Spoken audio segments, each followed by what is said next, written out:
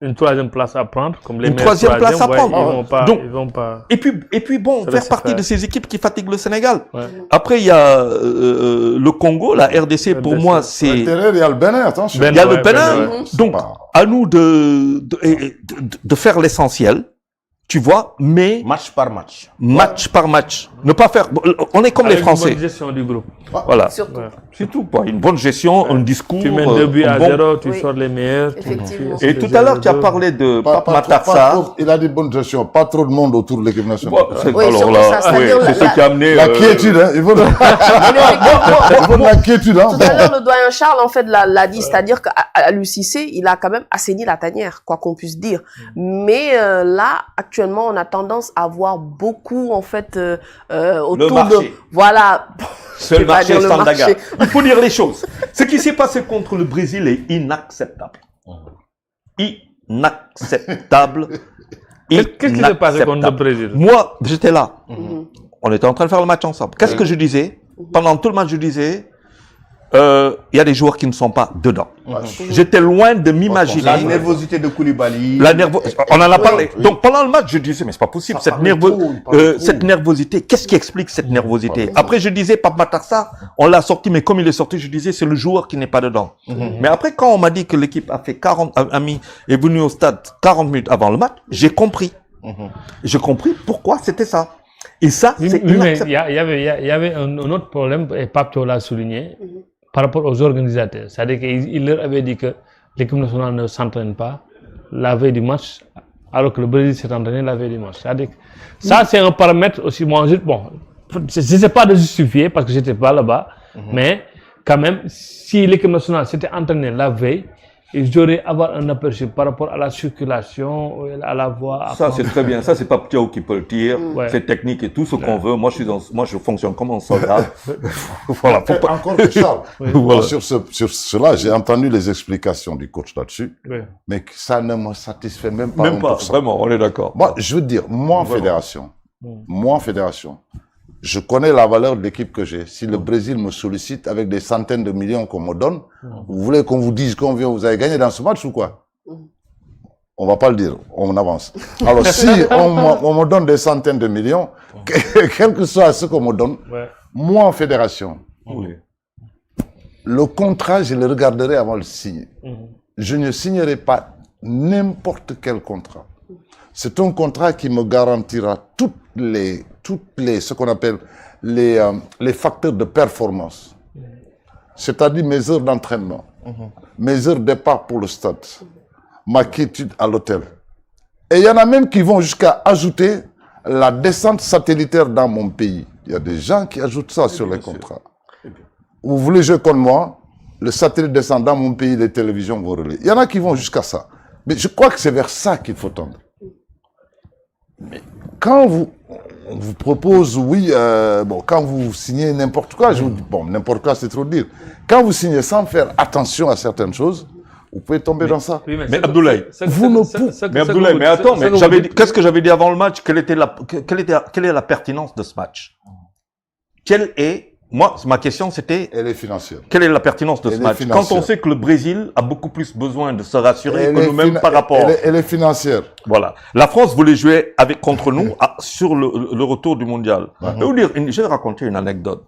Pour ça, quand on a failli jouer avec la France en match amical, il y a quelques années de cela, c'est Youssou N'Dour qui a dit à Blaye Wade, ah non, Victor Bob, il est historique, faut pas revenir dessus.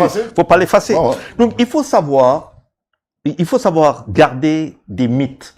Quand on joue contre le Brésil, à qui on a mis 4-2, j'ai dit au Brésil, la prochaine fois qu'on va jouer ensemble là, c'est dans une compétition. J'ai pas besoin de jouer contre toi. Je ne voyais pas la pertinence. Maintenant, si on juge pertinent, mais je fais ce que... Hein, ils ont donné beaucoup d'argent. Ah oui. Mais alors, pourquoi ils veulent pas prendre en charge des joueurs comme cela?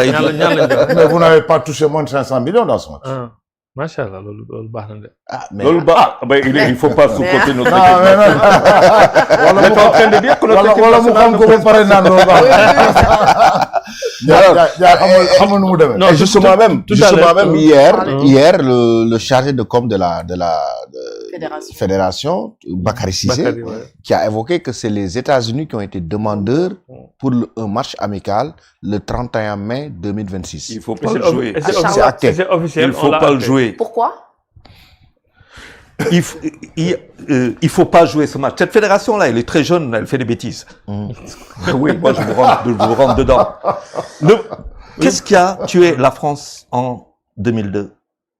Ah, ben, c'est le Sénégal. Mais avant, ce sont ces matchs. Ah oui. Ces deux matchs-là, où Zidane Tu es blessé. se blesse, et quand Zidane se blesse, c'est bon. Nous sommes jouer contre. Pour moi, sur le chemin de la Coupe du Monde, je préfère jouer contre Niari Tali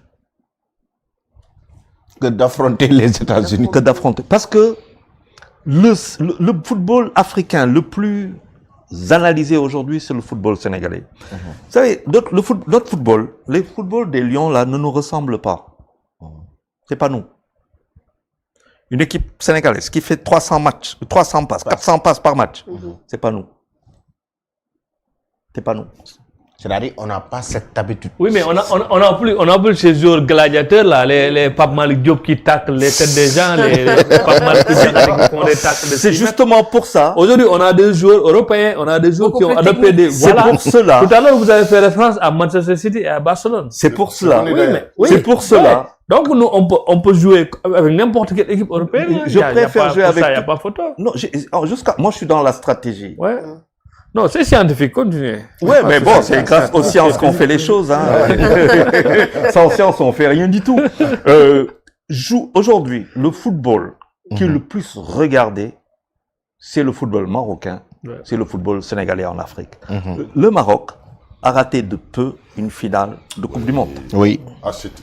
Ils ont regardé la France jouer, ils ont regardé Mbappé jouer, et il y avait un grand problème, Hakimi, Mbappé, le même couloir, Oui. et ça posait un problème psychologique. On est d'accord? Mais n'eût été peut-être ça, le Maroc n'aurait pas respecté la France, que peut-être il aurait battu la France. Mais le Maroc a surpris le monde du football à la Coupe du Monde. Il y a cette notion de surprise. Personne ne vous attend avec vous. Le Sénégal aujourd'hui, une équipe africaine qui fait 300, 400 passes par match, on dit que c'est un joueur, on dit que c'est un football helléniste. Vous êtes d'accord? Qui dit helléniste dit raison. Qui dit raison renvoie à Senghor. Et nous, ça veut dire que notre football n'est pas émotion. C'est ce que ça veut dire. Ça ne nous ressemble pas. Et c'est pour cela que les États-Unis veulent jouer contre nous. C'est pour ça que le Brésil a voulu jouer contre nous. Et le Brésil a voulu tester son football en nous prenant de haut pour empêcher justement qu'on élabore et qu'on fasse ces transmissions directes dans le jeu direct. Sans oublier qu'ils ont un très grand entraîneur, Carlo Carlo Ancelotti. Ancelotti. Et ça a été très important. Et Là-bas, il y a Pochettino. Voilà. Et les 40 minutes ont tout réglé. Maintenant, nous, on a appris de ça. Que l'Argentine veuille jouer contre nous, ça doit nous faire réfléchir. L'Argentine a joué contre l'Angola. Oui. On joue différemment de l'Angola. C'est-à-dire que nous sommes devenus un football qui intéresse. C'est pour ça que je dis, il y a des matchs qu'il faut savoir jouer là. Il y a la CAN. Après, en mars, on a des matchs qu'il faut faire. Mais en mai, je ne joue aucun match avec une équipe qualifiée à la Coupe du Monde. Effectivement. Doyen, Sénégal-France. Remake. Retrouvailles. Ah oui, c'est 23 vrai. ans après. Non, en fait, ce qui est intéressant, il y a beaucoup de choses qui changent. Il y a les générations qui changent. Il y a le contexte qui change. Bien évidemment, Bunko Hare, Dengaï Daldi, Faté le coup 2002. Mais bon, je pense que ce repère, c'est un peu effacé avec le temps. Oui. Parce que c'était, à l'époque, c'était quoi? C'était les Sénégalais de France contre les Français de l'extérieur. C'était ça. Ce n'est plus ça, gamin. Alors, aujourd'hui, c'est vrai. C'est vrai, c'était ça à l'époque.